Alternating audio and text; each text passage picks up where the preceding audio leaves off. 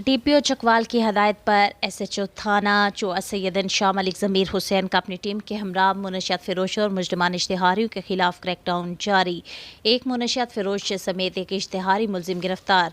चौआ सैयदन Shah DPO Chakwal Kamran Nawaz पंजोरता DSP Mirza Yasin की हदायत SHO Malik ज़मीर हुसैन की सरबराही में साजिद अली ASI ने अपनी टीम के हमरा कार्रवाई करते हुए मुनशियात फरोश मोहम्मद उमर वल्द हाजी इस्माइल साकिन चौआ सैयदन शाह को गिरफ्तार करके इसके कब्जा से 1250 ग्राम चर्स बरामद करके इसके खिलाफ मुकदमा ज़ेर दफ़ा 9C दर्ज कर लिया। दूसरी कार्रवाई में साजिद अली ASI ने अपनी टीम के हमरा कार्रवाई करते हुए चोरी और ज़र के केस में मुलविस मुजरिम इश्तिहारी अरबाज अख्तर वल्द महबूब अख्तर साकिन पिंड चौआ सैयदन शाह जो वारदात के बाद रोपोश था को जदीद तकनीकी वसाइल बरोए कार लाते हुए गिरफ्तार कर लिया।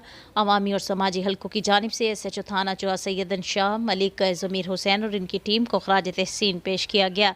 इस मौका पर SHO मलिक ज़मीर हुसैन ने कहा कि मुनशियात हमारे माशरे में एक लानत है, इलाका से मुनशियात का खात्मा करके दम लेंगे।